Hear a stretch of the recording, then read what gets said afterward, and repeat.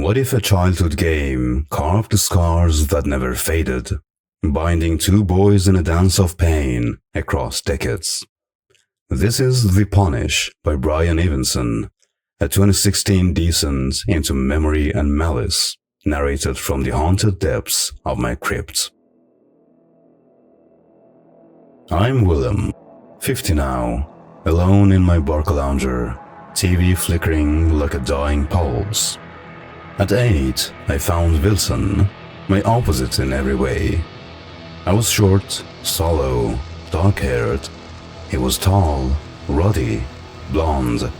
His house a sleek fortress his architect-father built on the curve of Canyon Road. I lived in Edgewood's tract homes, split from him by that road. Different schools, churches, worlds. Yet we became friends, though how escapes me. A memory blurred like dust on old glass. We shared a birthday, a coincidence that felt fated. For months, we were bound by a game we named The Punish. Not punishment, not punisher, but The Punish. A word sharp as a blade. It was our secret, whispered in summer's heat, daring each other to cross forbidden lines. I thought it would last forever, but it ended in blood, my maimed finger a silent scar. Life slotted me in, job, wife, kid, divorce, but The Punish never left me. The Punish was a dare, simple yet sinister, each challenge cutting deeper. Wilson led. I think his confidence, his better house made him king. I followed, craving his approval. He'd stop a match on the soft flesh behind my knee, the burn a hot kiss I bore proudly. A thumbtack on a chair, daring me to sit, its prick a badge. His elbow locked around my neck, choking till stars burst and I blacked out, waking to his grin. Small sins, mostly. Stealing candy, scrawling curses on fences. But they built to something darker. A hunger we fed. I dared him too, though those moments fade. Maybe I made him eat dirt or hold his breath till he gasped. The rule was clear.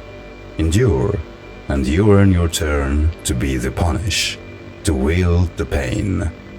We craved that power, unaware how it would crave us, how it would linger in my tingling hand. The final punish was at Wilson's house, his parents gone. We lounged in the basement, Atlas splayed, TV muttering, when his stare pinned me. "Your turn," he said. Certain. Was it? I doubted, but his eyes held me, and I nodded, heart thudding. He led me up a spiral metal stair to a forbidden floor, threads thin as blades, bending under my weight. I crawled, dog-like, fear slick on my palms, the open drop yawning beside me. At the top, rough carpet scraped my knees. Wilson's expression, curious, unreadable, chilling me. He showed me a device, not a cigar cutter, he swore, but a finger guillotine. I didn't hesitate, slit my little finger into the knuckle. A flash of heat, a buzzing throb, then pain like lightning. Blood sprayed, I screamed, and Wilson's mother appeared, her face ghost white, rushing me to the emergency room. That look on his face haunts me still, a riddle I can't solve.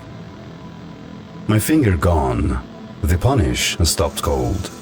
Wilson's mother barked me, claiming he wasn't home. I kept coming, obsessed, craving my turn to be the punish, to repay the pain. But Wilson had told her, betrayed our secret. "William," she snapped, always wrong. "Don't come again." I tried to obey, but months later, I returned. A for sale sign stopped the yard. They'd vanished. Wilson, his mother, his father, abandoning their custom home. Because of the punish?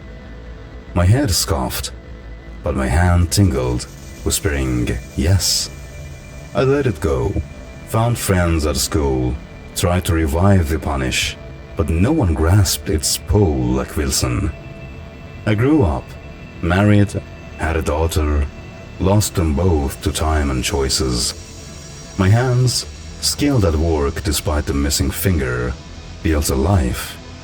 But at night, alone, the punish steered, a ghost in my bones.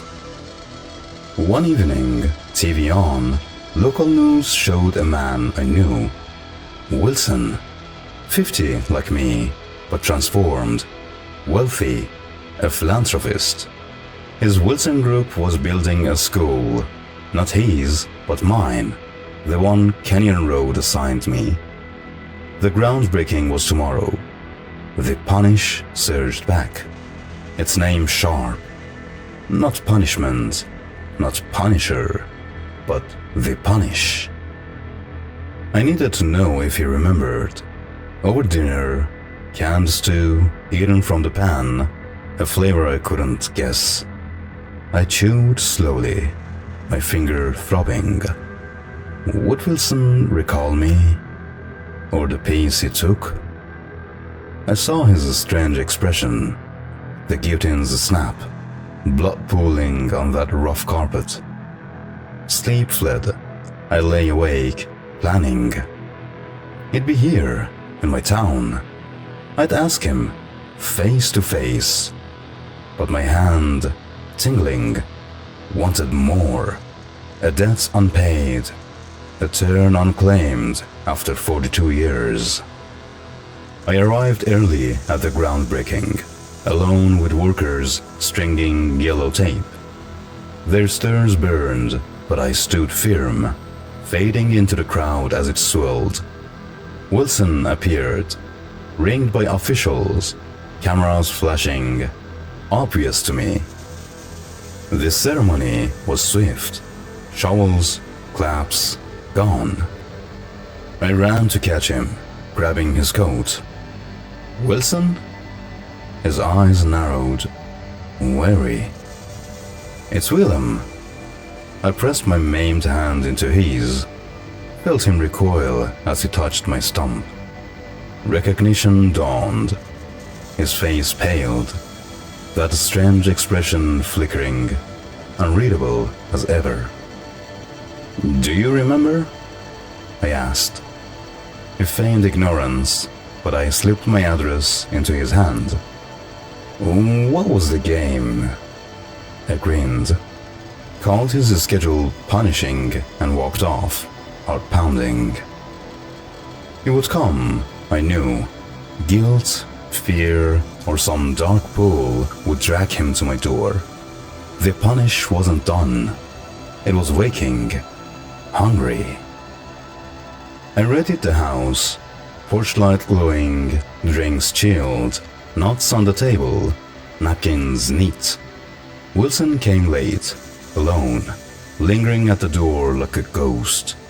I drew him in, kept talk light, but our lives had a split. Gossip died, silence thickened. He squirmed, unsure why he'd come. I nudged. That game, the punish, he blurted, then dismissed it. We were kids. I pressed, asked what he recalled besides my finger. His eyes dodged my hand, fear creeping in. No harm, I said, lying through my teeth. I knew the harm I'd planned, had nursed for decades. Wilson resisted, unlike me at 8, but the punish demanded its due.